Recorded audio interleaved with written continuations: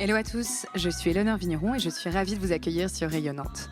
Dans ce podcast, je pars à la rencontre de personnalités inspirantes qui rythment l'actualité ou l'innovation à Nantes et dans la région.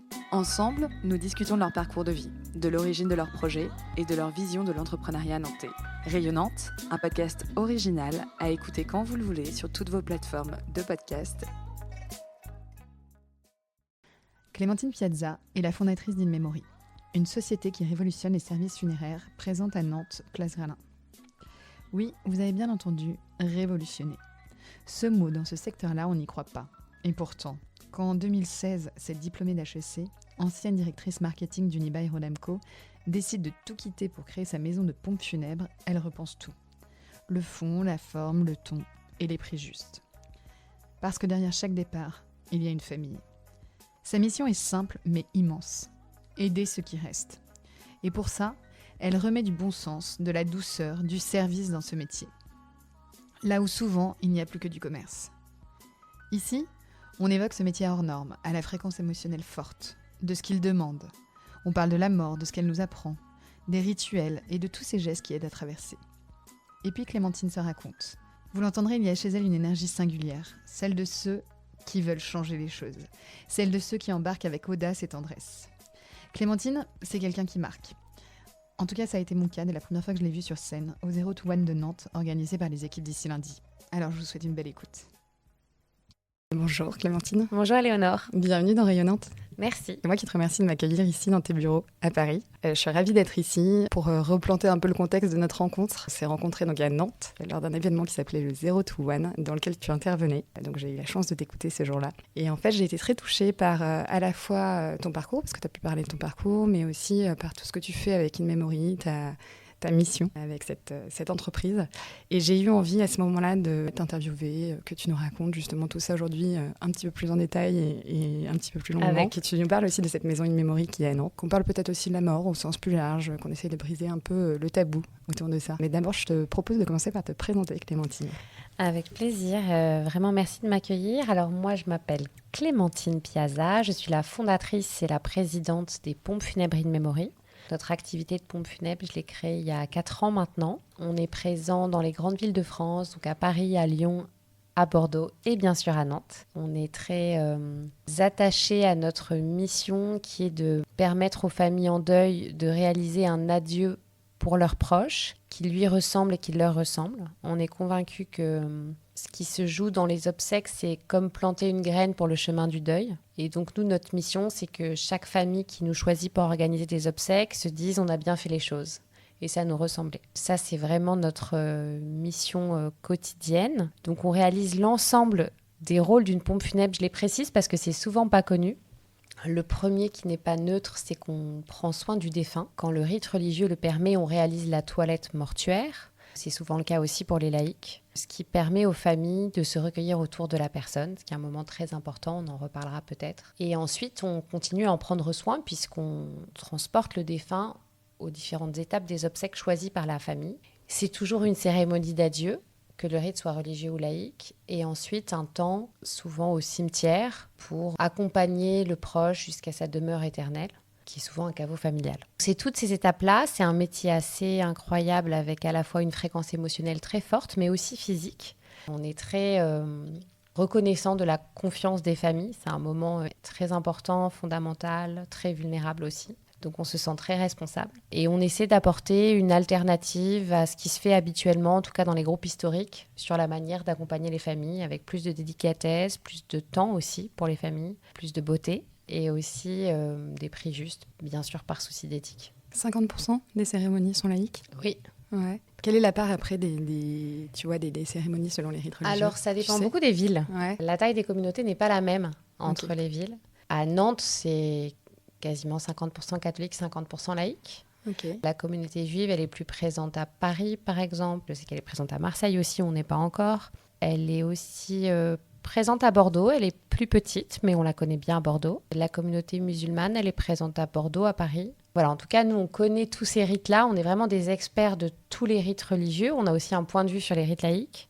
Et ça nous passionne. Enfin, on aime les rites funéraires. C'est souvent des rites qui sont, finalement, quand on les regarde, faits pour qu'on survive à la perte. Il y a beaucoup de bon sens, beaucoup de douceur. On se rassemble, on se rappelle, on se souvient. Il y a des temps ensuite sur le chemin du deuil. Enfin, les choses sont bien faites. Et c'est, je trouve, une vraie intelligence du rite funéraire parce que c'est à la fois très performatif, c'est-à-dire ça nous met en mouvement face à la mort pour qu'on puisse commencer à cheminer sur le chemin du deuil. Et puis, il y a une prise en compte de la psychologie clairement dans ces rites qui nous aide à surmonter cette épreuve. Tu parlais de Bordeaux. Tu es née à Bordeaux, tu as grandi à Bordeaux. Oui. Raconte-nous un peu ton enfance. Elle ressemblait à quoi, la petite Clémentine? Elle rêvait de quoi? Alors, je pense que je rêvais de mouvement et d'impact. Enfin, je suis partie à 17 ans de chez moi pour aller faire mes études à Paris. Jeune. Voilà, donc assez jeune. Ouais. Donc, T'as pas perdu de temps. Voilà, je suis très impatiente. Je pense que c'est un grand moteur de l'entrepreneuriat. Il faut apprendre à vivre avec ça, mais c'est aussi une chance parce que de toute façon, quand on doit challenger le statu quo, c'est qu'on n'a pas le temps. Le sentiment d'urgence est assez précieux dans ces trajectoires. Donc j'étais déjà, je pense, très sensible à l'exploration et toujours très sensible au progrès. J'ai toujours adoré apprendre et progresser. Et ça, c'est vraiment un moteur fondamental chez moi.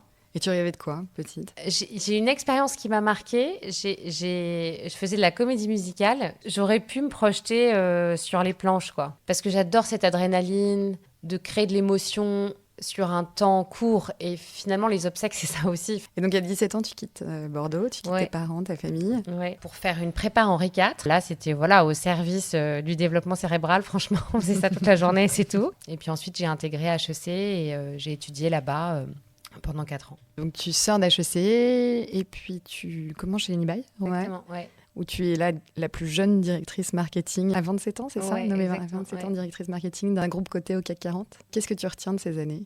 Je retiens que la culture d'entreprise est importante. C'est un groupe où il n'y avait pas de plafond de verre. Voilà, on nous donnait des chances. Alors, c'était risqué de les prendre aussi, parce que si on n'assurait pas, ça pouvait s'arrêter là. Mais ça permet du coup de casser le plafond de verre de l'âge, du genre aussi. On m'a confié des responsabilités en me disant « à toi d'y arriver ». On n'est pas materné, on n'est pas pouponné, il faut y aller, il faut aimer cet inconfort-là. Mais bon, c'est génial, c'est des accélérateurs d'apprentissage incroyables. J'ai plus appris les relations internationales, parce que c'est un groupe qui était très développé sur l'ensemble du territoire européen.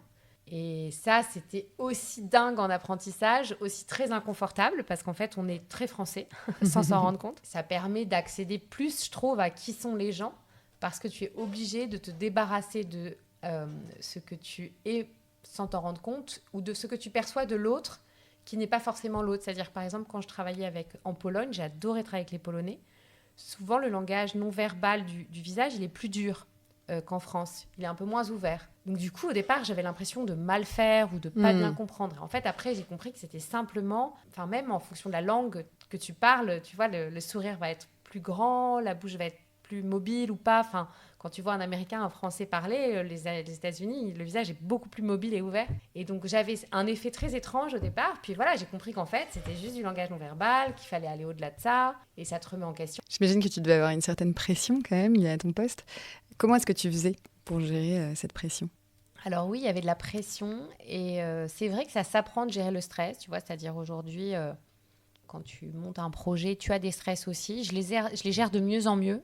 C'est plus trop un sujet pour moi, alors qu'il y a des stress, hein, et alors qu'il y a des situations légitimes pour stresser, tu vois. Donc, ça s'apprend. En fait, quand tu deviens CMO à 27 ans, ta hotte de problème, elle est tellement lourde que tu es obligé d'adresser le truc. C'est-à-dire, l'avantage, c'est que c'était un job tellement monumental que j'avais pas le choix que de réfléchir à mon comportement sous stress, à ma respiration sous stress, à apprendre à créer des sas.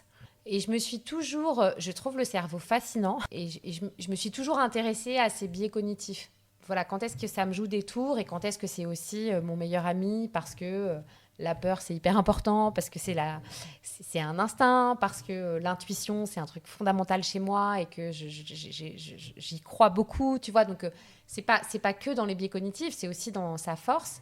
Cette prise de conscience, ça permet déjà de faire un pas en retrait et du coup de sortir un peu de soi-même pour observer le stress. Après, tu vois, j'ai fait le premier grade de la méditation pleine conscience. Enfin, tu vois, je me suis équipée, outillée pour arriver à faire circuler ça m'est très utile aujourd'hui dans notre métier. C'est un métier qui est dur. Parfois, on me dit, mais c'est pas trop dur. Bah si, c'est dur. C'est hyper dur de perdre un proche et c'est hyper dur de voir des gens tristes. Après, on est dans l'utilité, ça c'est notre moteur. Mais il faut aussi apprendre à faire circuler ces émotions-là. Il y a le stress, mais il y a aussi la charge de la tristesse. Nous, notre rôle, c'est de tenir bon. C'est ce qu'on fait. Mais on a des sas ensuite. Après ce qui s'est passé, où il faut faire circuler, où on a le droit à l'émotion, bien sûr, mais comment est-ce que je la fais circuler pour être toujours dans une posture d'empathie, c'est-à-dire pouvoir être un soutien et pas sombrer avec. Et finalement, c'est le même genre d'outil. Moi, tous les matins, j'écris c'est quoi les 3 choses importantes de ma journée, qu'est-ce qui me travaille, tu les écris sur un papier ? pourquoi je suis reconnaissante. Je les écris sur un carnet que j'adore, en buvant un café. Voilà, j'ai un peu ce rituel, tu vois, j'ai aussi des rituels de sas, je l'ai fait juste avant que tu arrives, j'étais au café en bas, j'ai posé les choses. Chacun ses petits trucs, mais en revanche, de passer du temps à trouver ces petits trucs, ma petite expérience, c'est que ça fonctionne. Tu vois, il faut pouvoir se rattacher à des choses. Par exemple, la marche aussi, tu vois, c'est vraiment phénoménal, hein. Ça fait circuler. Tu vois, moi, quand je suis assistée à une cérémonie, je rentre en marchant avant d'arriver chez moi, où j'ai ma vie de famille, tu vois, ça fonctionne en fait. Ça nettoie. Voilà, moi, ça, j'adore. Après, pour ceux qui nous écoutent, chacun son truc, mais je pense que de passer du temps à les trouver, c'est assez précieux. Ouais. Tu parlais justement de ces sas de décompression après la cérémonie. Comment est-ce que tu fais aussi pour accompagner tes équipes là-dedans ? Parce qu'en fait, vous êtes nombreux à suivre ces cérémonies. Bien sûr, alors je pense que chacun a ses propres rituels et ensuite on a les rituels collectifs. Comme je le disais, il faut trouver les trucs qui marchent pour chacun. Et ensuite, il y a au sein du collectif, quels sont nos rituels ensemble pour rester connectés, comprendre qui traverse quoi. Et ça, on a beaucoup réfléchi à ça. On a toujours dans nos bureaux des cuisines hyper sympas. Et le plus souvent possible, on rentre par la cuisine. On n'a pas réussi ça dans tous nos bureaux parce que c'était pas toujours faisable. Mais en tout cas, c'est un lieu qui compte pour nous parce que quand tu rentres de cérémonie, tu décharges, ça veut dire tu prends un café et tu t'assois. Et si quelqu'un est là, tu lui racontes. En fait, moi, j'aimais bien aussi, tu vois, il y a quelque chose qui se joue dans le juste après. Et ensuite, il y a quelque chose qui se joue sur le plus long terme. Mais il y a un peu ces 2 moments. Et il ne faut pas louper le juste après parce qu'il est très spontané. Puis ensuite, la vie reprend et puis les choses s'amoncellent et tu as moins accès à ce sentiment-là. On a un rituel qui s'appelle le récit de cérémonie, où quand c'est le bon moment pour l'accompagnant, là on est plus sur du moyen terme, il va raconter ce qui l'a touché. C'est libre comme exercice d'écriture. Moi je crois beaucoup à l'écrit-thérapie aussi, de déposer par les mots pour arrêter que ça tourne un peu dans la tête. Et donc parfois ça va être un geste d'hommage qui a touché au cœur, ça va être des mots d'une famille, ça va être une famille, une certaine ambiance qui a été particulière, singulière, ça va être la vie du défunt, ça va être une chanson qui était particulièrement adaptée, ça va être un lieu qu'on a trouvé pour une cérémonie laïque, je pense à un jeune homme qui est parti trop tôt et qui était fan de cinéma. On a fait sa cérémonie dans un cinéma.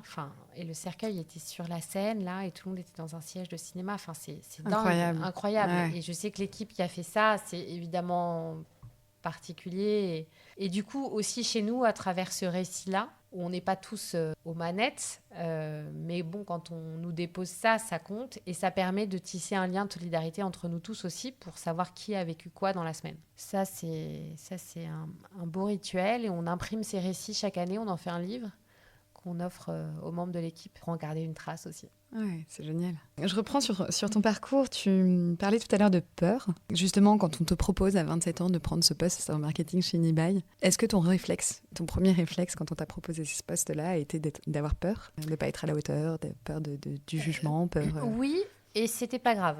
D'ailleurs, en plus, quand on m'a proposé la direction de l'asset management, c'était vraiment à l'initiative du CEO de la boîte, du numéro 1. C'est le directeur France qui me l'a proposé, qui, je pense, avait plus peur pour moi que moi pour moi, et qui du coup m'a fait une proposition de promotion un peu étrange, du genre, on te propose ça, mais si tu veux, tu peux dire non. Bon, alors, il ne faut pas proposer des promotions de cette façon-là, parce que c'est perturbant. Et moi, je me disais, tiens, il est bizarre de me proposer ça comme ça, vraiment, c'est pas la bonne façon de faire. Et oui, je comprenais pourquoi il était pas inquiet, mais concerné par l'intensité qui m'attendait, par exemple. Et je me suis dit, on verra bien, quoi. Et j'avais peur aussi. Mais bon, ok, c'était là, t'as peur, tu vois, t'as peur. Alors, quand j'ai vraiment peur, c'est quoi le pire ? Parce que tant que tu l'as pas écrit, tu as l'impression que le pire est immense, quoi. C'est quoi le pire ? Bon, bah là, c'est de perdre mon job. Ok. Bon, c'est très difficile de perdre un job, mais je me faisais confiance pour en trouver un autre, tu vois. Donc, du coup, bon, je risque de perdre un job. C'est ok pour moi, finalement, de prendre ce risque. Et je préfère quand même vivre ça que passer à côté de ça pour ce risque. Et du coup, par rapport à la peur, moi, je me pose toujours 4 questions parce que souvent, le cerveau survalorise le risque. Mais en fait, tu as le risque de faire, donc le risque de prendre ce job qui pourrait être trop haut pour moi, le risque de ne pas faire. Si je le refuse, c'est quoi le risque ? C'est qu'on m'en propose plus d'autres, c'est que je procrastine. C'est quoi le succès de le faire ? Mais de l'écrire aussi, parce que quand même, tu peux réussir, c'est une option. En tout cas, c'est 1 sur 4. Je m'éclate, grand progrès, reconnaissance pour moi-même, estime de soi, je veux dire, plutôt que ça.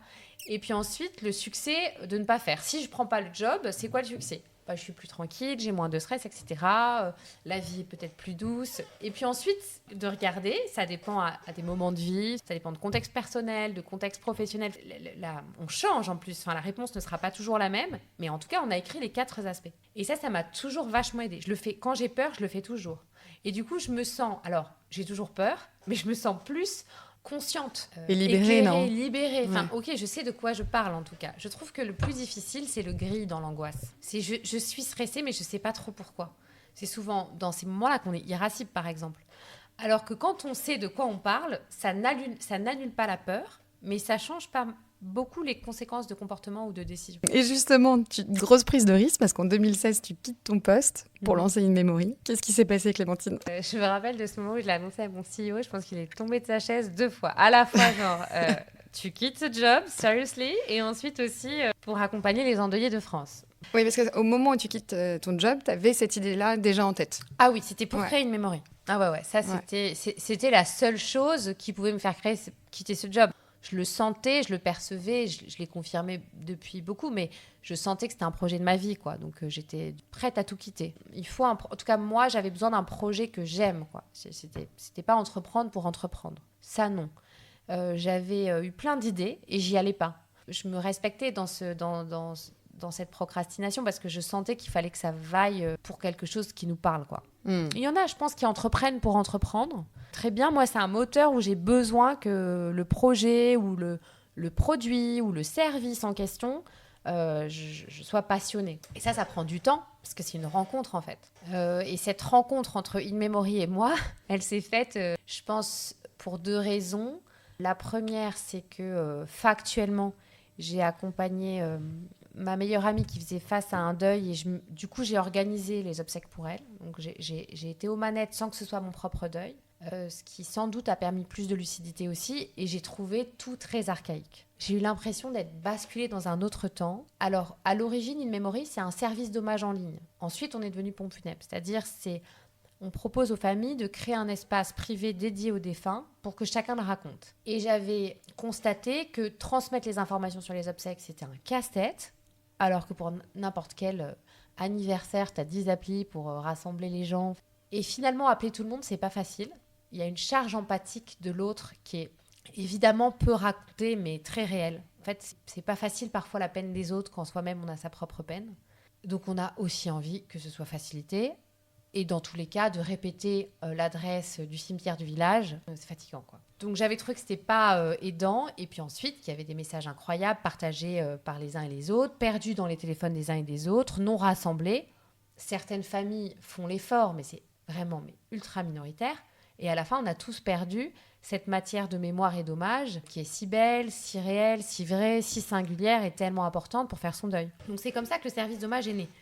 J'avais pas à l'époque l'audace, la disponibilité d'esprit pour aller au-delà sur le métier. J'avais trouvé le reste archaïque, mais ça me semblait interdit d'aller dans ce métier de pompe funèbre. Je sais pas pourquoi, mais psychologiquement, puis ça fait un peu peur, on sait pas trop en quoi ça consiste. Donc c'était vraiment sur la dimension hommage.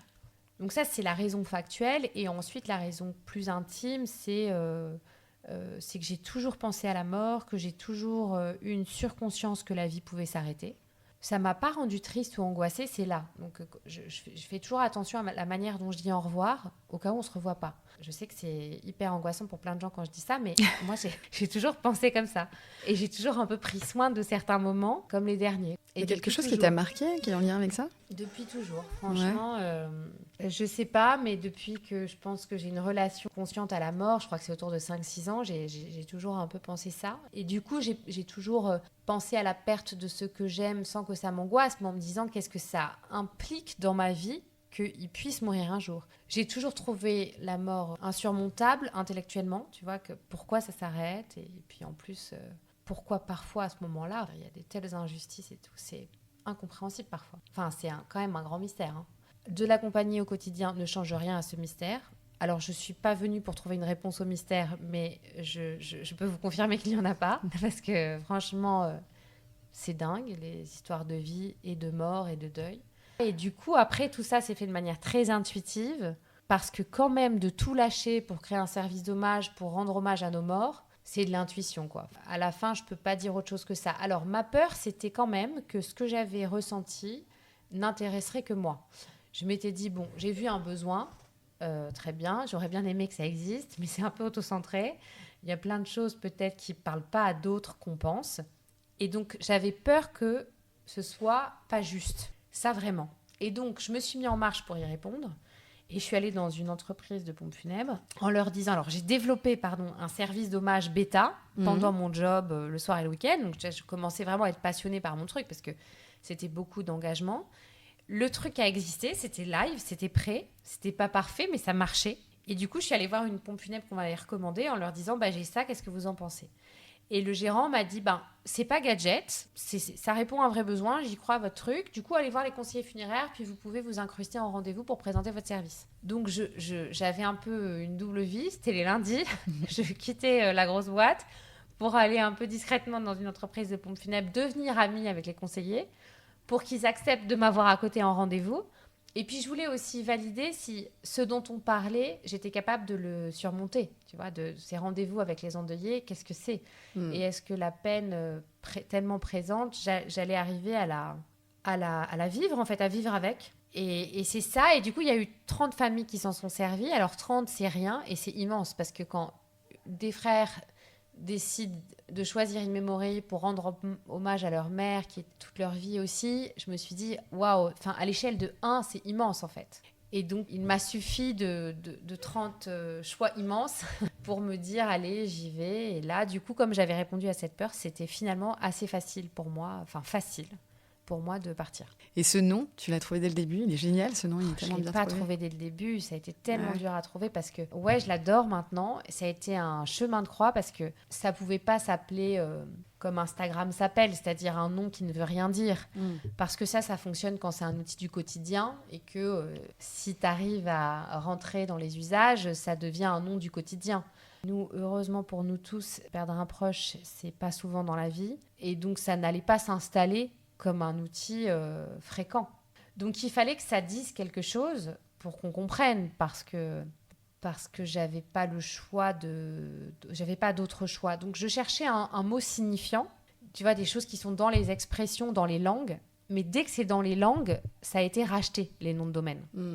Dès que c'est signifiant, c'est possédé par des gens parfois qui vivent de ce business-là, et ça coûte de l'argent. J'avais rien, quoi, au début. Enfin, je pouvais pas acheter ça. Et donc, j'ai appelé ça autrement. C'était pas super. Et du coup, après, j'ai trouvé assez vite In Memory. Je l'ai quand même acheté, mais c'était possible. Et ce que je trouvais génial, c'est aussi la racine commune à toutes les langues latines, mais aussi à l'anglais, puisque In Memory, ça veut dire en mémoire. Et puis, le In Memory, c'est In Memoriam du latin, donc c'est en mémoire pour les Français, mais c'est quasiment la même chose en italien, en espagnol. Et notre service d'hommage, il était international en fait. Je trouvais ça super parce que c'était à la fois comme à la maison, parce que c'est dans la racine latine des langues. Donc, in memory, tout le monde comprend en français que c'est en rapport avec la mémoire, alors que pourtant, c'est pas du français. Puis ça marchait pour les Anglais aussi. Donc ça, j'étais contente. Hein. Et alors, le site, il comptait plus de 4 millions d'utilisateurs. Et là, tu t'arrêtes pas là, tu le fais évoluer en 2021, c'est ça ? Et tu deviens un service de pompes funèbres. Ouais. Ça y est, tu t'autorises à y aller. Pareil, qu'est-ce qui s'est passé ? C'était dur de s'autoriser, tu vois, même 5 ans après. Ça a été une décision hyper difficile qui m'a fait souffrir presque physiquement Parce que du coup, ce qui se passe, c'est que voilà, en juillet 2021, ça faisait 5 ans qu'on accompagnait les endeuillés avec vraiment un service d'assistance téléphonique au sens noble de l'assistance, très présent pour que toutes les générations arrivent à poster un message ou une photo ou accèdent. Donc, des grands-mères qui nous appelaient. Moi, j'ai toujours vraiment aimé ce côté intergénérationnel qui est très impliquant quand on est dans le numérique parce que c'est pas facile que ce soit accessible à tous. La fracture numérique est colossale. Et donc, on avait plein de feedback de familles ou de proches qui nous disaient voilà, on est chargé, on est stressé, il y a des choses administratives à faire, ça coûte hyper cher, on n'est pas vraiment aidé. Et puis parfois, malheureusement, c'était pas à la hauteur de nos attentes. Ça fait mal à entendre parce qu'on n'enterre qu'une fois, donc c'est important, c'est sérieux que ce soit à la hauteur des souhaits des familles.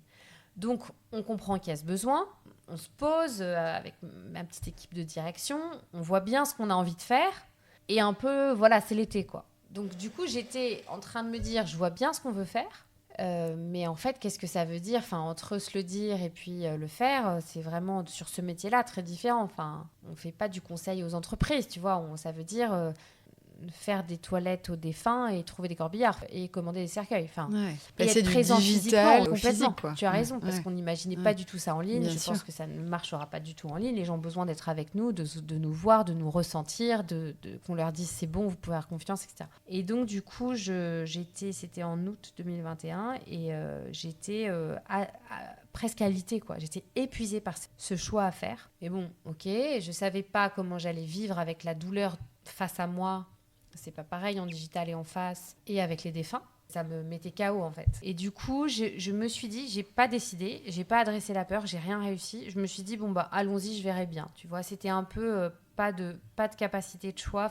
Finalement, j'ai subi ça, mais c'était bien de le ressentir, je pense. Et après, très vite, on s'est mis en marche. Et j'ai confirmé que ça allait. Et deux, même que c'était sans doute une vocation. Donc, une fois que je me suis autorisée à y aller, je me suis dit, si c'est trop dur, tu diras non. En fait, quand c'est trop dur, tu vois. Donc, je me suis autorisée à dire non plus tard. C'était un peu symbolique, mais ça m'a fait du bien. Et on est parti. Et très vite, ça a été un métier vocation. Et du coup, ça a été très, très dur un mois. Et après, très, très lumineux. Ouais, c'était très rapide le changement. Le fait d'être passé par cet état-là a fait qu'après, tu étais sûre de tes décisions. En tout cas, je l'avais vraiment vécu, cette décision. C'est vite devenu la bonne, mais je savais que je n'avais pas choisi ou je me suis retrouvée là par hasard. Ça a fait du bien, je pense. Ouais. Comment est-ce qu'ils ont réagi, tes proches, quand tu leur as partagé ça ? Alors, ils étaient très à l'aise, mais c'est pas forcément... je comprends ta question parce que c'est un métier particulier. Et, quand j'en parle, les gens ont besoin de comprendre, de connaître. C'est pas « ah oui, ok », tu vois, c'est sûr, ça crée une discussion. Mais mes proches étaient très soutenants. Je pense que j'ai été éduquée pour faire des choix en liberté, qui veut dire s'engager vraiment. La liberté, c'est pas du tout libre, en fait. Et du coup, comme c'était un choix mûri et librement, aligné, s'engager en liberté, quoi, je sais pas comment dire, mais qu'ils le ressentaient, c'était ok. Et là, dans la manière dont tu fais les choses, tu te dis ok, je prends ce sujet, mais je vais le faire différemment. En fait, moi, j'ai découvert quand même avec toi que c'était un marché qui était dominé par 2 acteurs qui avaient un monopole sur ce sujet, que c'est un marché qui représente à peu près 3 milliards d'euros. Donc, il y a un vrai sujet. La mort est là, la mort est dans notre quotidien. Mais toi, donc, tu fais le constat que tu veux faire différemment. Tout à fait. Alors ça, c'est notre vision. Elle est venue assez vite et on n'a pas changé depuis. Alors qu'on a changé des choses, c'est pas pour dire on avait raison, mais cette vision-là, finalement, elle était évidente et c'est notre colonne vertébrale. D'abord, le chapeau, c'est réalisé aujourd'hui comme un métier de commerçant, alors que c'est du service au sens le plus noble du service, c'est aider face à la souffrance. Et quand on se dit ça, ça a plein d'impacts sur la manière de faire. Soit d'être dans le commerce, soit d'être dans le service. Le premier impact, c'est est-ce que tu reçois des gens dans des boutiques ? Est-ce que finalement, quand quelqu'un souffre, c'est juste qu'il soit derrière une vitrine entouré de produits ? La réponse est non, et dès qu'on aide un ami... on comprend bien pourquoi c'est pas juste, quoi. Bon, première évidence. Donc, première conséquence assez audacieuse, on n'a pas de maison... je dis les maisons parce que nos agences de pompes funèbres, on les appelle les maisons. Parce que justement, on voulait créer un effet maison. Et donc, on n'est jamais au rez-de-chaussée, on n'est jamais une boutique. C'est un sacré défi parce que du coup, on n'est pas visible. Mais c'est tellement plus juste pour ce que les familles traversent qu'il n'y avait pas de débat pour nous. Et donc, on a créé vraiment une nouvelle vision du lieu de réception des endeuillés de France, qui est un lieu en étage élevé, donc toujours pour préserver l'intimité, en fait, préserver de l'extérieur. Un lieu qui apaise. Donc on a vraiment eu un point de vue sur le design, les matières, les couleurs, pour créer de l'apaisement. On ne dit pas que les gens sont apaisés quand ils sont chez nous, ils viennent de perdre un proche, mais ça souffle un peu. Moi, je voulais que quand on rentre, on se sente à la fois, on se sente dans un sas, dans un lieu à part, à la hauteur de ce vécu à part. Perdre un proche, c'est à part, c'est un moment où on n'est plus dans le quotidien, on n'est plus dans la vie telle qu'on la connaît, enfin, on est tout de suite à part. Et je voulais ce lieu-là. Et du coup, à Nantes, on a une vue sur la place Gralin, on est rue Racine. C'est une des plus belles vues de nos maisons et c'est magnifique parce qu'il y a la beauté de la vieille pierre aussi. Enfin, il y a quelque chose d'assez élevant, presque du sens de l'histoire, du sens du temps qui passe. Et on a créé un cocon en même temps qui est entre la maison et les bureaux. C'est-à-dire, c'est pas... on ne reçoit pas chez nous, ce ne serait pas juste. On est des professionnels. Il y a les codes du bureau aussi parce que ça permet un passage à l'action et à la décision. Mais les gens sont bien et il n'y a pas de plaques mortuaires, il n'y a pas de fleurs artificielles parce qu'en fait c'est moche. Puis les plaques mortuaires avec à mon père, à ma mère, etc. alors qu'on est habité par son deuil, c'est n'importe quoi en fait. On a investi dans des beaux matériaux parce que souvent c'est cheap et ça va quoi. On sert du café, du thé, il y a des petites madeleines, il y a aussi tout un... Enfin, c'est symbole du service. Et d'ailleurs, on a un protocole, c'est-à-dire les gens s'installent, la famille s'installe, on leur propose un café et un thé. Ça fait qu'on sort de leur pièce et ça leur permet de s'approprier le lieu sans nous. Et on aime bien les laisser seuls quand ils arrivent un peu. Et ensuite, on revient avec les boissons chaudes et là, on démarre. Ensuite, la deuxième chose, c'est que quand on n'est pas commerçant mais qu'on est service, on a une offre réduite. Les cercueils, je suis désolée, c'est pas un produit de grande consommation. Il n'y a pas de raison d'avoir un catalogue. Jamais personne ne projette ça sur ce moment-là. Et pourtant, chez les acteurs historiques, tu as un catalogue de 40 cercueils. C'est pas juste, c'est gênant, tu sais pas quoi choisir, ça te fait des faux problèmes alors que tu en as déjà un très important. Enfin, ça embrouille, ça met pas de clarté. Et puis, c'est un produit fondamental parce que c'est déjà obligatoire légalement. Il faut que ce soit digne, que le bois soit magnifique. Et puis, c'est la réalité de la mort. Ça dit la mort et sans doute qu'il faut passer par là. Mais 4 suffisent. Et donc nous, on est passé de 40 à 4. C'est aussi très audacieux. Ça m'étonne parfois qu'on était autant dans l'audace, mais très vite, on a eu l'accord des familles. Très vite, on n'a jamais... Alors parfois, on sait faire un cercueil d'une couleur noire parce que ça correspond à la personne. Mais c'est à part quelques cas minoritaires pour rendre hommage de manière personnalisée, tout le monde, ça leur va complètement. Du coup, il y a 2 cercueils en pin, 2 cercueils en chêne, des prix clairs. Et la troisième chose, c'est les prix. Alors, c'est pas forcément lié à commerce versus service, c'est plutôt lié à notre délégation de service public, à cette responsabilité qu'on a. Donc nous, on est habilité par la préfecture, on a cette délégation, ça nous engage. On reçoit toutes les familles de France, on aime ça aussi. Et donc tous les porte-monnaies, toutes les histoires. Et comme à chaque fois, le service public, le principe, c'est pouvoir être accessible à tous. Et donc, on a remis une justesse dans les prix qui sont trop importants en face. Et c'est pas normal pour que ce soit juste et que ce soit au bon niveau. C'est ce que les gens méritent. Enfin, je veux dire, c'est bien normal, on ne devrait même pas en discuter, mais il y a encore un effort à faire là-dessus et de faire prendre conscience aux gens qu'il vaut mieux faire de devis, que les cercueils, ça ne doit pas coûter 3 000 € et qu'on peut aller chercher sur le compte en banque du défunt l'argent nécessaire et que nous, la famille n'a pas avancé l'argent quand c'est le cas. Enfin, de vraiment soulager financièrement parce que c'est une charge importante et parfois pas prévue. Je reviens sur ce point du choix parce que du coup j'ai eu l'occasion de visiter la maison In Memory de Nantes hier, donc je te l'ai dit, au-delà du côté magnifique de ce lieu et très ressourçant, cette notion aussi d'intimité que j'ai vraiment ressentie.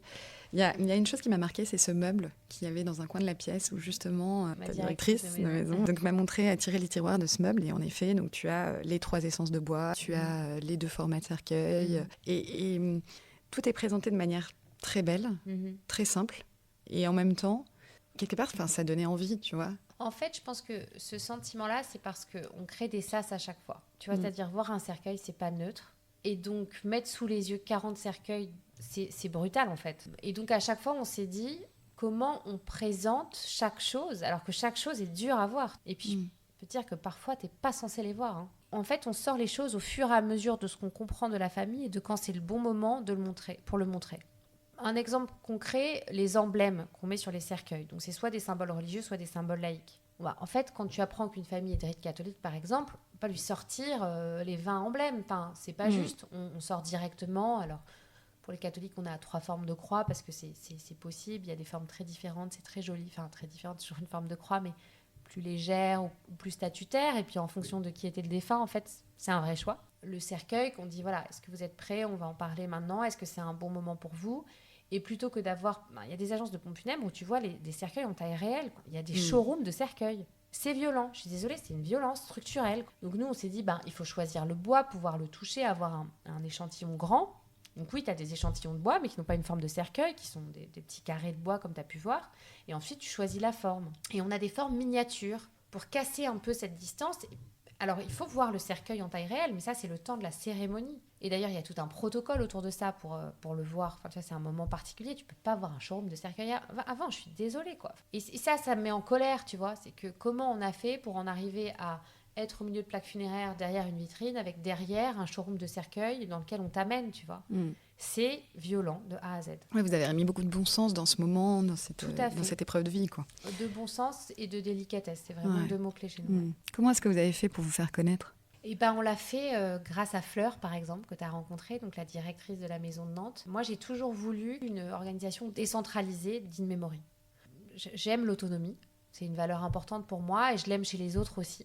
Et donc, je voulais quelque chose de local. Les villes sont différentes. On enterre une famille de la ville. On est de la ville. Et sur notre métier, c'est pas neutre. Et je voulais qu'on accède aux villes de l'intérieur. Enfin, je veux dire, enterrer un Nantais, un Bordelais, c'est être de la ville, quoi. Et donc, ce rôle de directeur de maison, il est fondamental. Parce que c'est un ambassadeur d'In Memory. C'est un manager. C'est une personne qui a des énormes capacités de management et d'organisation, parce qu'on organise des obsèques, donc c'est de l'événementiel d'urgence. Donc ça pulse, c'est chaud, il faut être très organisé, c'est très réglementé. Et c'est aussi un ambassadeur, donc c'est un gros job, c'est des gros profils. Fleur Calmels, donc, qui est la directrice de Nantes, elle fait ça très bien, et aujourd'hui, il y a, je crois, 50% des familles qu'on accompagne qui sont là parce que d'autres familles leur ont dit d'aller chez Fleur avec Eugénie et Claire, qui sont énorme. L'équipe, etc. C'est énorme, en fait. Ouais, une famille sur 2, quoi. Une famille sur 2. Il y a rarement du service où tu as autant de bouche à oreille. Ça, c'est le succès de l'équipe. C'est les familles qui voient la différence, l'assemblée aussi. C'est aussi les établissements de fin de vie qui voient comment est-ce qu'on se comporte quand on est chez eux. La dignité, le respect du corps, le respect du fonctionnement de leur établissement. Et c'est ce qui fait que ça marche. C'est le pari de départ aussi, parce qu'on n'a pas de budget dédié à la publicité. On est quand même face à des acteurs qui font de la télé tous les jours. Alors, c'est entre 15h et 17h. C'est pas, ça cible des personnes d'un certain âge. Ensuite, tu as la radio. Enfin, on est face à Décathlon. Enfin, je veux dire, c'est ça qu'on a face à nous. C'est costaud. Et nous, on s'est dit, on va faire que le bouche à oreille. Et puis, des investissements sur Google, parce qu'on est dans l'urgence. Donc, il faut que quand quelqu'un vient de décéder, on va sur Google. Il faut qu'on puisse, si on a entendu parler de l'In Memory, trouver vite. Ça, c'est la base, c'est l'urgence. Et ce que j'adore avec le bouche à oreille, c'est que ça aligne tout, en fait. Tu es obligé d'être super bon. Et c'est grâce à ça que tu es connu. C'est génial, en fait. T'as combien de maisons en tout en France ? Alors, on est dans 5 villes et on a 10 maisons. Parce qu'on en a plusieurs à Paris. Ok. Et l'ambition est d'aller à l'international ? L'ambition, c'est d'abord de proposer une alternative dans toutes les grandes villes de France. Au moins 20. Et ça, c'est déjà super. C'est vrai qu'on est quand même assez attaché au local et au national juste après, mais nous, notre mission, c'est vraiment de changer le tabou. Alors, un tabou, c'est toujours culturel. Alors, je pense que ce tabou-là, il est dans plein de pays, mais il est en France. Et on est société à mission aussi. Et nous, la mission qu'on s'est fixée, alors, il y a la mission de l'activité de pompe funèbre, dont on a parlé au début. Et notre mission de société, c'est de briser le tabou autour de la mort et du deuil. Et d'ailleurs, merci de m'inviter, parce que ça participe. Tu as dit toi-même briser le tabou. Nous, on fait ça pour ça, parce qu'on pense que mieux en parler, c'est mieux s'y préparer, mieux la traverser et être moins seul sur le chemin de deuil. Et on est tous en deuil de quelqu'un. Je crois que c'est 80% des Français qui disent avoir été marqués par un deuil, donc ils sont encore en deuil. Alors, faire son travail de deuil, je recommande d'éviter cette expression. Elle n'est pas juste pour ceux qui sont en deuil. Il n'y a pas un moment où c'est fait. Faire ton deuil, c'est pas juste. Et le travail de deuil, c'est le travail d'une vie. C'est un chemin d'une vie.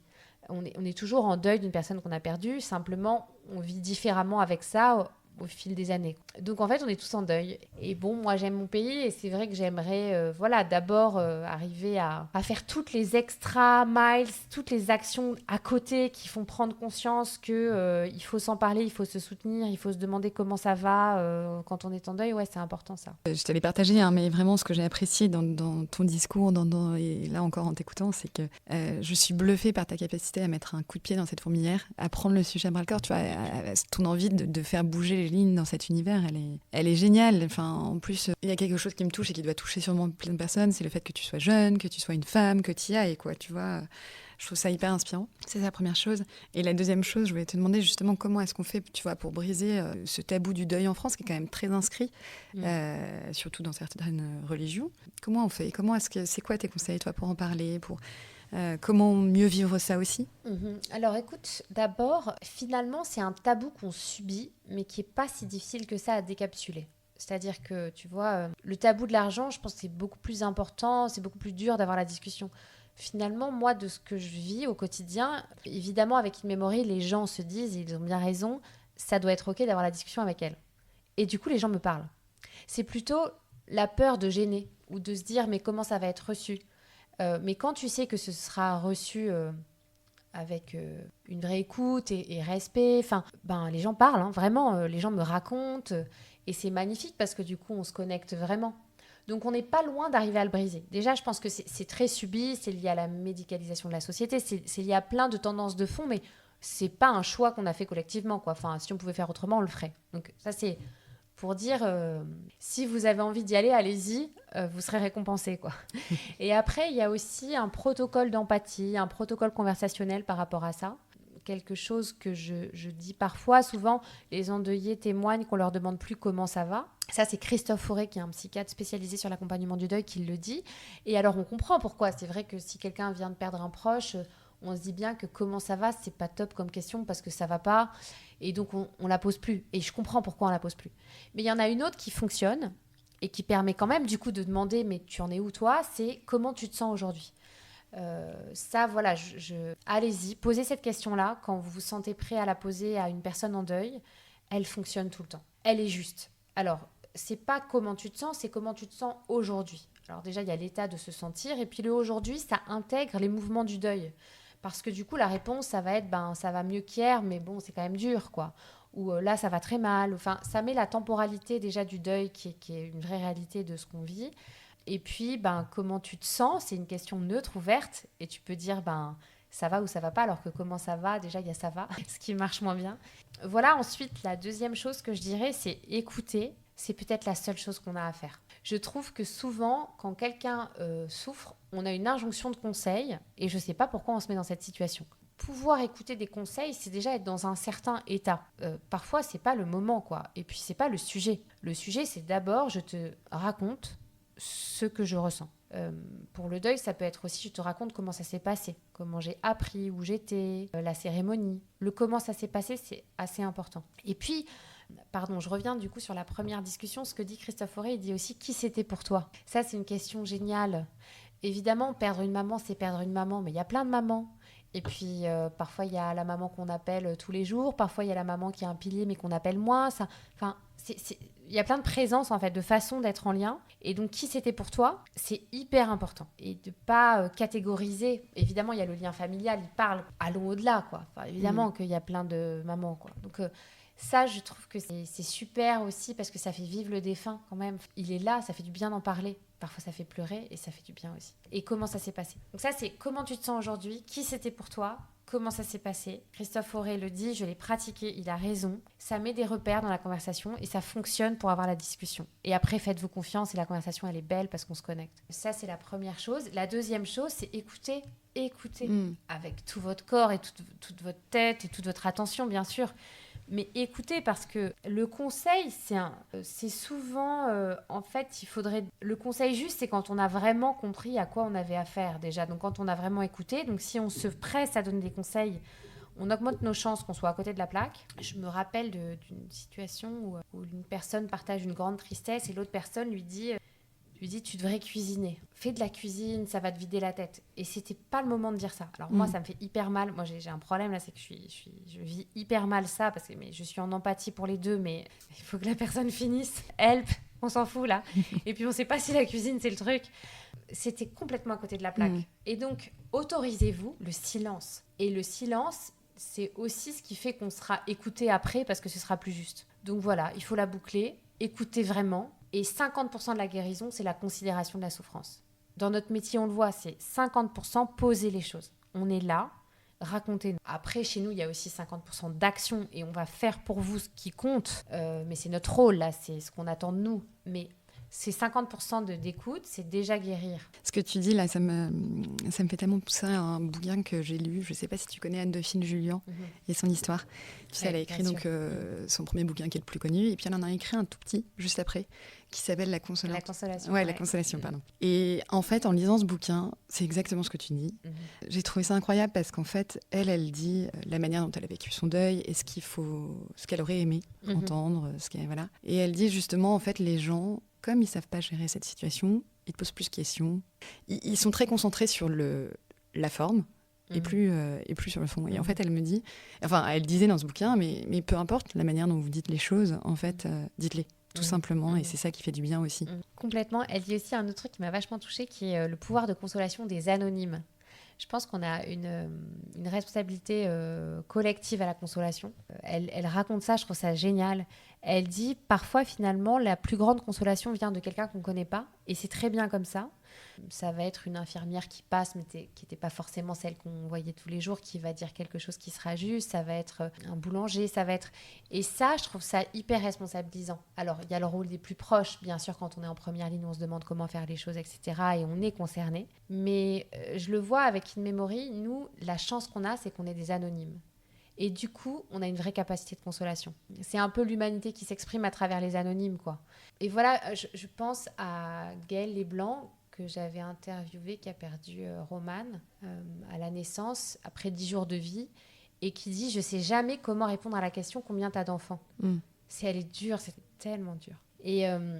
Mais du coup, cette question, on la pose à des gens qu'on ne connaît pas. Et donc, après, c'est à l'endeuillé de choisir s'il a l'énergie ou pas, et qu'est-ce qu'il veut dire, et ça, c'est sa liberté, bien sûr. Mais en fait, si on nous dit « Ben voilà, là, j'ai eu 3 enfants, il y en a eu 3, et il y en a 2 qui sont en vie. Et puis, là, on a un sacré rôle à jouer. On a une vraie responsabilité de réaction. Et comme le dit Anne-Dauphine, faut l'ouvrir le cœur et être en confiance, quoi. Mais il y a des moments incroyables où en fait, notamment pour les parents endeuillés, cette question qui est tout le temps là, et nous qui la posons, on a une responsabilité de consolation ou de justesse en tout cas. En quoi ton rapport justement à la mort a évolué depuis que tu fais ce métier ? On m'a posé une question qui est proche, qui m'a perturbée, qui est comment ça a changé ta spiritualité, qui est juste après le rapport à la mort sans doute. Mais écoute, j'ai du mal à répondre à cette question parce que quand tu es passeur, tu es dans la discrétion. Finalement, toi-même existe peu. Et du coup, je sais pas si c'est coincé ou si ça va évoluer, mais je sais pas. Comme c'est pas mon rôle, moi-même, dans ce qui est vécu, et que c'est un rôle de passeur, c'est vraiment... Ce mot, il est vraiment juste, quoi. Tu vois, c'est... Et puis, franchement, parfois, quand tu es dans un recueillement, on est à la frontière entre la vie et la mort. Et moi, là, notre rôle, c'est la discrétion engagée au service des autres, tu vois. Donc, de leur spiritualité. Par exemple, je suis beaucoup plus connectée aux spiritualités de chacun. Et ça, c'est dingue. J'ai du vécu beaucoup plus. Donc, parfois, je vois, par exemple, des communions spirituelles qui permettent de survivre des trucs incroyables. Et de le voir, c'est dingue. Je suis aussi très proche des 3 grandes communautés et très honorée par leur amitié. Tu vois, j'ai fait le dîner des bâtisseurs, qui est un dîner des leaders catholiques à Paris. C'était exceptionnel. Je suis souvent avec le CRIF aussi, qui sont les représentants des Juifs de France. Enfin, tu vois, je trouve ça dingue, ça. Et ça me passionne de rentrer vraiment en lien avec chacun, parce que ça dit beaucoup de choses de chacun en fonction de ta spiritualité. Et puis, avec les laïcs, on vit des moments spirituels incroyables. Mais du coup, je peux te parler des autres beaucoup, et pas trop de mon propre cheminement. Comme je te le disais, j'ai pas de réponse sur le mystère. Ce que je sais, je dirais 2 choses. C'est important de parler de ses volontés funéraires à tout moment. Il n'y a pas d'âge. Et c'est sérieux, ça. Parce qu'en fait, quand on ne sait pas ce que voulait le défunt, c'est chaotique. Donc, c'est pour cela qu'on a créé un recueil des volontés funéraires qui est en ligne, genre demain, enfin, on est en train de le finir, pour permettre aux Français de déposer ça. Donc, ce que ça fait que concrètement, j'ai demandé à mes parents, est-ce qu'on est au clair sur ce que vous voulez ? Et j'ai dit à mon mari ce que je voudrais pour moi. Et je lui ai posé la question. Et ça fait du bien, en fait. Et puis, il y a plein de façons d'être d'une religion, quand même, et il y a plein de façons d'être laïque. Si je prends les catholiques, on veut une messe ou une bénédiction. C'est pas pareil. Il y a certaines personnes pour qui c'est très important que ce soit une messe, il y en a d'autres pour qui c'est une question importante. Alors qu'on sait que ce sera à l'église. Enfin, je veux dire, voilà, on peut aller un peu plus loin, ça change beaucoup de choses. Et la deuxième chose, c'est que c'est... à la fois, il y a vraiment... la vie est fragile et il faut la vivre. Et il faut, comme on peut, essayer d'être en lien, essayer de cultiver sa joie, parce que c'est court, en fait. Et puis après, je suis aussi... Il y a un autre mystère que je découvre qui est celui du deuil, je dirais. C'est vraiment dans la nature humaine. Ce processus de résilience, je veux dire, parfois, il y a des situations tellement injustes, on se dit, mais comment on surmonte? Enfin, vraiment. Il y a un truc qui se passe, quoi. Ça m'a donné de l'espoir en l'humanité. Je trouve que cette capacité de résilience et d'être ensemble par rapport à tout le chaos du monde aujourd'hui, enfin, franchement, aux obsèques, il n'y a pas de chaos, il n'y a que de la solidarité, quoi. C'est assez... Donc il y a parfois des grandes tristesses, parfois une notion de fragilité, parfois des vies pleinement vécues de 100 ans de dingue. Ça nous donne juste envie de sortir, de vivre. On a aussi toutes ces histoires dont on est l'héritier. Et puis il y a quand même, nous ensemble aux obsèques. C'est pour ça qu'il faut vivre ces temps d'obsèques, il faut aller aux obsèques, il faut se balader dans les cimetières. Ça fait du bien. Malgré la tristesse, c'est une juste place. Et je pense qu'il n'y a pas une seule fois on regrette d'être allé à des obsèques. C'est quand même dingue de se dire ça. Pas une seule fois. Pas une seule fois, c'est du temps perdu. C'est pas vrai. Alors que, je veux dire, parfois, on a trouvé parfois que c'était rapide parce que parfois, malheureusement, les cérémonies au crématorium, je trouve qu'elles sont... Nous, on est très attachés à ça. On forme nos célébrants à la prise de parole en public pour que quand c'est dans les crématoriums, c'est du sens, ce soit on a un rendez-vous dédié avec la famille, mais tout le monde ne fait pas ça. Donc parfois, on peut se dire, c'était un peu rapide et tout, mais en fait, c'était quand même bien d'être là, quoi. Donc, allez aux obsèques aussi. Il faut prendre ce temps. C'est une façon d'être avec les autres qui est tellement belle, tellement profonde. Je trouve parfois beaucoup plus que les moments de joie. On est dans cette souffrance, on est profondément en lien tout de suite, parfois beaucoup plus qu'ailleurs. On sent chez toi une grande empathie, Clémentine, et empathie que j'ai ressentie aussi beaucoup dans ton équipe, quand j'ai rencontré ton équipe. Je me demandais si c'était vraiment un critère de recrutement pour toi. Ah ouais, c'est le critère numéro 1. Et ça se check, l'empathie. Ouais, comment tu fais pour la checker? Parce que malheureusement, c'est pas dans les CV, alors qu'en fait, on pourrait mieux se connaître, ou en tout cas, quand on se connaît bien, oser écrire ça, mais c'est vrai que c'est pas dans les pratiques aujourd'hui. En fait, s'il n'y a pas l'empathie, nous, on est en apnée. C'est pas possible. C'est tellement culturel, c'est fondamental, sinon la collaboration ne peut pas fonctionner, tu vois. Donc c'est notre critère numéro 1. Et on a tout un processus de recrutement au service de cette vérification. Donc, je peux te donner 2 exemples concrets. Quand on a un entretien, on a toujours 2 verres et une carafe d'eau, et on regarde si la personne propose de servir l'eau. Le pire étant... Tu la laisses, je lui laisse. Voilà, exactement. Le pire étant, je me sers seule sans servir l'autre. Ouais. En fait, quand tu es dans l'empathie, c'est pas possible ça. Anna, qui est dans mon équipe, t'a proposé un café. T'as vu, elle a tout de suite pensé il faut de l'eau. Je veux dire, tout ça, c'est des... Nous, on réfléchit plus comme ça. Genre, quand on sert du thé, il faut un petit truc pour le sachet de thé. En fait, il y en a qui pensent tout le temps à ça et d'autres qui ne voient pas ça. Et tout va bien. C'est chacun sa famille de personnalité. Mais quand tu es dans l'empathie et que tu as quelqu'un qui galère avec son sachet de thé, t'es pas bien, tu vois. Franchement, moi, je suis trop mal. Je suis là, on va arrêter de se parler. Je vais aller chercher le petit pot pour ton sachet et tout. Et je suis pas bien. Et tu as d'autres personnes qui ne le voient pas, qui ont d'autres immenses qualités, etc. Enfin, encore une fois, il nous faut toutes les couleurs de l'arc-en-ciel. Mais quand tu es dans l'empathie, ça, c'est pas possible. Ensuite, il y a quelque chose qu'on a fait il faut aussi du temps pour voir les soft skills, qui est une journée d'observation. Alors, j'ai voulu cette journée pour le candidat et pour In Memory. C'est-à-dire, c'est pas un métier neutre. Il y a beaucoup de gens qui nous rejoignent qui l'ont jamais fait parce qu'ils adorent l'histoire et ils s'autorisent, comme nous, on s'est autorisés. Et en fait, ça leur permet de valider... C'est juste une journée, mais de se dire à quoi ça ressemble et comment je me sens à la fin de cette journée. Donc c'est pour eux, pour valider ça. Et puis après, voilà, il y a évidemment le démarrage de la collaboration, mais souvent on ne s'est pas trompé grâce à cette journée. Enfin, ils ne se sont pas trompés grâce à cette journée. Et nous, ça nous permet d'observer, c'est-à-dire on les amène en rendez-vous famille, en observation, on les amène en cérémonie, on leur dit raconte-nous ce qui s'est passé. Et les mots, ça dit beaucoup de choses aussi dans les qualités d'empathie. Le choix des mots, chez In Memory, c'est fondamental. C'est pareil, on ne sait pas faire autrement. Donc, par exemple, parfois, dans d'autres pompes funèbres, on dit le mot dépositoire pour chambre funéraire. On dit le mot dépouille. J'ai du mal à les dire, mais en fait, c'est pareil que le showroom de cercueil. C'est de la violence structurelle, j'espère inconsciente, parce que sinon, ça voudrait dire que c'est méchant, mais c'est brutal, en fait. Donc, nous, on a des mots interdits chez nous.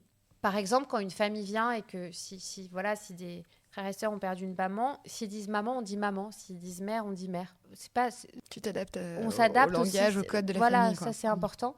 Et puis après, on a notre délicatesse. Donc comment le candidat va parler de la peine de la personne, de ce qu'il a vécu, ça en dit beaucoup sur l'empathie.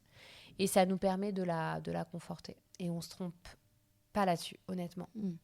On a vraiment grandi, ça a été toujours fondamental, on prend le temps de ça, et du coup, il est possible de recruter l'empathie et d'être assez certain de ne pas s'être trompé, quoi. C'est arrivé justement de te dire, une fois cette journée de formation passée, de dire non, en fait, là, ça ne va pas le faire. Oui, bien sûr. Non, elle est vraiment importante. Alors, c'est plutôt mes directeurs, directrices de maison qui observent. Parfois, on a une petite intuition que peut-être pas, et ça la confirme. C'est pour ça qu'il faut prendre le temps en recrutement, parce que sinon on est obligé d'avoir des certitudes. Enfin, franchement, à quel moment on a une certitude quand on s'est parlé 1h30 ? Enfin, du coup, ça aide en fait à y voir clair, hein, pour tout le monde. Mais oui, ça nous est arrivé complètement. Autre question que je voulais te poser qui n'a rien à voir avec tes équipes, mais je me demandais, vous dites oui à tout, à tous les souhaits des familles, ou il vous arrive de vous mettre des limites ? Non, pas beaucoup de limites, hein. On est dans un dévouement.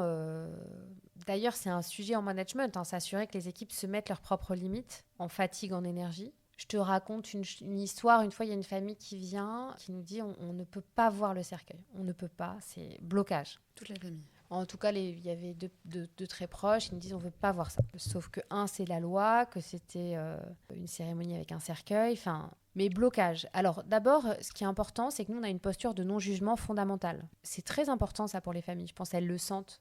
Donc, tout est OK pour nous, quoi. Évidemment, dans les limites de la... Enfin, mais les gens sont très dignes, hein. Il n'y a pas de sujet, vraiment pas. Et donc, on se dit, bon, qu'est-ce qu'on fait de ça ?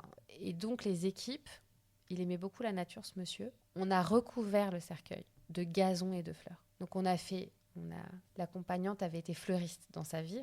Ça, c'est les étoiles. Donc, on a, vous savez, tu sais, ces grillages-là, c'est un peu vert, là, de jardin. On a mis ça autour du cercueil et on a planté, quoi. Et du coup, il y a un bout de jardin qui est arrivé. C'était quelqu'un qui adorait la forêt. Ça, c'est sans limite de faire ça. Ça a pris 10 heures. Puis nous, c'est toujours pour dans les 24 heures ou dans les 6 jours. Hein. Donc, il faut pouvoir libérer les agendas pour faire ça. Parfois, on fait des papillons en origami, on en fait 300. Parfois, on nous dit, écoutez, on sera à 500. Ce sera à l'église Saint-Sulpice.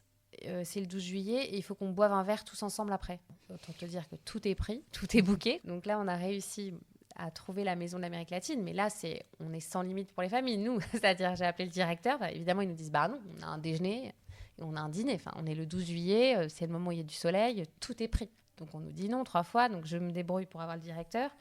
Et je dis, mais en fait, c'est à 15h. T'as rien à 15h. Nous, on est en mode obsèque, donc c'est à la sortie de l'église, c'était plutôt d'ailleurs 15h30, la cérémonie était à 15h, à 14h, tu n'as rien, on va y arriver. C'est pas déjeuner, c'est pas dîner. Bon, ça s'est fait. L'histoire que je te racontais de la cérémonie au cinéma, la famille nous dit ce qui est important, c'est le cinéma, donc on dit, on va y arriver. Ça veut quand même dire appeler des directeurs de cinéma et leur dire, va y avoir un cercueil qui arrive chez vous, et ça va aller, rassurez-vous. Alors, on brise le tabou en permanence, tu vois, on dit, ça va aller, t'inquiète pas. Et ils nous font confiance. Alors déjà, les gens, c'est l'humanité dont je parle. En fait, ça me touche quand j'y pense. Le faire part de ce garçon, c'est une affiche de cinéma, de naissance. Faire part de naissance. Ah oui. Enfin, c'est dingue en fait. C'est ça, il doit être dans un cinéma. Ça m'émeut quand j'y pense. Et du coup, en fait, les directeurs de cinéma, ils sont comme nous, quoi. Alors, on sait leur en parler, hein, puis on s'embête à trouver, etc. Et ça change tout. C'est sans limite, ça. Tu vois, c'est au sens chouette du sans limite. Et c'est ça qui compte. C'est ça qui fait que ce dont je te parlais au début, ils vont se retourner sur cette cérémonie, ils se seront dit, on est fiers de ce qu'on a fait. Et la fierté peut cohabiter avec l'immense souffrance, tu vois. On peut être fier et hyper triste. Et là, ils peuvent être fiers de ce qu'ils ont fait, franchement. Et nous, on est fiers aussi. Je voudrais qu'on parle un peu de Nantes.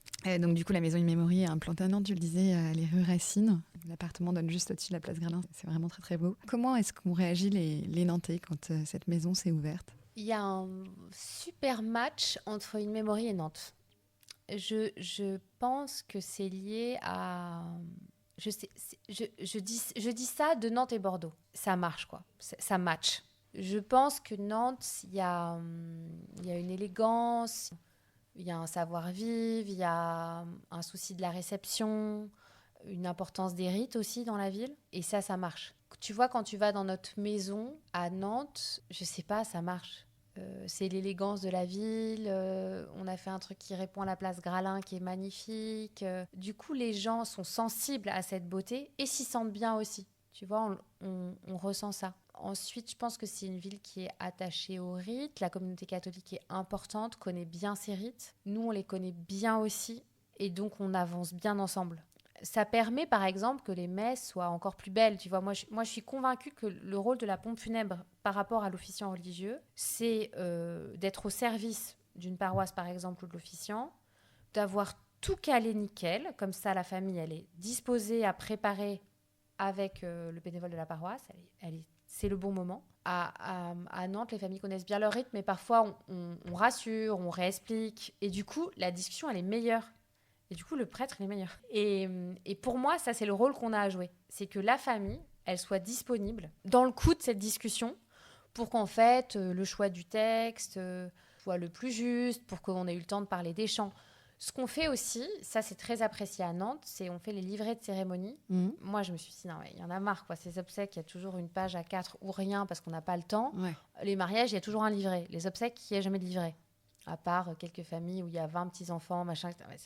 Franchement, c'est pas la réalité en France. Et du coup, tu te dis, non, pourquoi c'est nul. Enfin, et puis en plus, comme pour les mariages, c'est pas la messe du dimanche. Il y a des gens qui sont pas de la religion qui viennent. Donc, il faut les accueillir. Tu vois, il faut leur expliquer. On n'est pas entre nous, là. Enfin, tu vois, c'est sérieux, c'est mixte. Moi, j'adore la mixité des obsèques. C'est pareil pour les cérémonies laïques, en fait. Quels sont les rites, quel est le temps. Donc, on a toujours dans nos livrets un sommaire. On est les seuls à faire ça et franchement, c'est une innovation qu'on a défendue auprès de tous les officiants religieux et puis pour nos cérémonies laïques en disant on a un sommaire parce que les rites ils sont trop beaux. Le rite de la lumière, c'est magnifique. D'entendre le rite de la lumière, ça fait du bien. Le rite de la parole, ça fait du bien aussi. Donc on a toujours un sommaire. On a toujours tous les textes et tous les chants et écrits de A à Z. Donc par exemple, la News Day, il n'y a pas écrit « débrouille-toi ». Il y a tout écrit. Et puis pour les laïcs, quand il y a une chanson, on met toutes les paroles. Et en fait, les gens, ils sont là, c'est ce qu'on se disait, pour aider. Ils veulent participer. Ils veulent être en communion avec, même si c'est pas leur maison ou leur croyance, etc. C'est ça que les gens cherchent. Et pour moi, un succès d'une cérémonie, c'est quand ça a été plus participatif. Et ça, les livrets, ils sont magnifiques. Le papier, il est superbe. Mais ça, c'est nos équipes. Et vous savez, les livrets, on les a les familles nous envoient les textes au fil de l'eau. C'est un super engagement. On n'a pas un truc petit A, petit B, petit C. C'est pas la réalité du terrain. On a un frère qui envoie un texte, une sœur qui envoie un autre truc. Est-ce que vous pouvez changer ça la veille ? Du coup, on a des imprimantes de compétition, comme si on était imprimeur chez nous, parce qu'il faut que ça dépote, on doit faire 300 livrets, etc. Et on est capable de les produire jusqu'à 10 heures avant la cérémonie. C'est super engageant de notre part, mais à la fin, c'était participatif. Et ça, voilà, tout le monde y est sensible, les assemblées le voient. Sur le terrain, ça joue. Ouais, j'allais dire, il n'y a rien de plus beau qu'une messe qui est chantante. Ouais, exactement. Ouais. Et il faut faut écrire les chants. T'as rencontré des spécificités nantaises où vous avez dû adapter votre service, vous avez dû adapter vos... Non, je trouve que les Nantais sont accueillants, très accueillants. Ça, c'est super. Vraiment, quoi. Je pense que c'est vraiment dans la culture de la ville. Alors, qu'est-ce que ça veut dire accueillant ? Ça veut dire que nous, quand on rentre dans une ville, on vient se présenter. Parce que c'est de la politesse, quoi. On dit bonjour, on est là. Alors, on fait ça avec les EHPAD. On leur dit, voilà, on arrive, on est pompe funèbre, on sera peut-être amené à intervenir chez vous. Quel est votre fonctionnement ? Quels sont vos besoins ? Alors, les gens sont sidérés qu'on fasse ça mais pour moi, je ne sais pas faire autrement. C'est de la courtoisie. Mais ils nous reçoivent. Les officiants religieux nous reçoivent et très facilement. Les gens sont très accessibles. Tu as le téléphone portable d'un officiant, d'un prêtre, d'un diacre. Tu as le téléphone portable d'un directeur d'EHPAD. Et ils se disent, tiens, nouveau, intéressant, et tu as un rendez-vous. Il n'y a pas besoin de prouver que tu es de la ville avant. En fait, tu peux être nouveau et accueilli. C'est ce qui fait qu'on est déjà bien installé et bien établi. C'est que Nantes nous a accéléré par son ouverture d'esprit. Ils ont dit, OK, on se rencontre. Ils ont écouté, puis après, ils ont eu la preuve de la confiance. Évidemment, ensuite, c'est à nous de jouer. Mais en fait, ça a très bien marché. Et maintenant, parmi nos partenaires, les établissements de soins, mais aussi les églises, les gens nous connaissent. Vraiment, on se connaît et on travaille bien ensemble aussi. Par exemple, quand on appelle Nicodème, qui est une magnifique maison de fin de vie, on est très attaché à leurs valeurs, on appelle, voilà, qui c'était pour vous, qui était ce patient, l'histoire de sa famille, est-ce que vous voulez venir aux obsèques ? Et ça, c'est à Nantes, c'est hyper facile et ça se fait tout le temps. Ou parfois, on appelle une église parce qu'on connaît bien l'équipe de la paroisse, on sent que c'est dur pour la famille, on les appelle, on leur dit il faut du temps, là, ça va être un peu difficile, ils ont besoin de vous. On sait qu'ils vont assurer et ils sont contents qu'on appelle aussi, de ne pas tout découvrir. Et ça, je dirais que c'est une ville où le lien se sont particulièrement bien tissés. Et maintenant, on est dans la phase des fruits de ces liens, parce que du coup, moi, j'ai une vision, c'est qu'il y a une vraie chaîne de fin de vie qui existe et qu'il faut qu'on se passe les relais entre métiers, du soin, du funéraire, du religieux, etc. Et de l'état civil aussi. Et à Nantes, ça s'est fait en 5 minutes. Donc, c'est une ouverture d'esprit. Je suis nouveau, c'est OK. Viens, OK, on voit, raconte-moi ce que tu as à me dire. Ça, c'est énorme. Hein. C'est pas tout le temps. Hein. Et je sais que l'équipe, c'est un moteur pour elle. Il y a la mission et il y a aussi tous ces gens exceptionnels avec qui on est et qu'on commence à former une équipe ensemble, quoi. Ça, c'est top. Ouais, j'aime bien terminer ce podcast par justement une petite question rituelle. Je demande souvent à mes invités s'ils ont des adresses nantaises à partager. Est-ce que tu en as, toi, Clémentine? Est-ce que tu as eu le temps d'en tester? Écoute, moi, j'ai envie de dire les cimetières. Je te dis, le cimetière de Nantes, il est très beau. Il est magnifique, le cimetière de Nantes. Il est en plein centre-ville, en plus. Il est magnifique. À Nantes, les distances sont assez courtes entre les lieux de la fin de la vie. Moi, je sais que pousser la porte des cimetières, ça m'apaise et que c'est quelque chose d'assez spécial d'être entouré de tous ces défunts. Enfin, moi, parfois, je regarde les murs et je me dis, ça a été construit par quelqu'un qui n'est plus là. Et du coup, les cimetières, c'est ça, puissance 5, parce que c'est les gens, là, c'est les défunts, et ça fait un truc très spécial, en tout cas pour moi. Et en plus, c'est très beau. Donc, le cimetière de Nantes, il est magnifique et... Du coup, allez-y. Merci Clémentine. Merci pour ton temps aujourd'hui. Merci. J'étais très contente d'enregistrer cet épisode. Et puis à bientôt. À bientôt. Merci Éléonore. Merci pour votre écoute. Si cet épisode vous a plu, partagez-le autour de vous en l'envoyant à vos proches ou en le relayant sur vos réseaux sociaux. Et si jamais vous écoutez cet épisode sur Apple Podcast et Spotify et que vous avez 20 secondes devant vous, n'hésitez pas à laisser une note et un commentaire en dessous du podcast. C'est grâce à ça que vous m'aidez à le faire connaître et grandir. Si vous venez juste de découvrir cette émission, sachez qu'il y a plus d'une 60aine d'épisodes enregistrés avec de nombreux invités nantais passionnants et plein d'autres formats sur l'actualité d'ici, disponibles sur votre plateforme d'écoute préférée. Pour suivre toute l'actualité du podcast, retrouvez-nous sur Instagram et Facebook ou suivez-moi sur LinkedIn. Bref, en 2 mots, abonnez-vous au podcast, écrivez-moi, partagez, c'est ce qui fait vivre ce podcast qui n'existerait pas sans votre fidélité. Merci.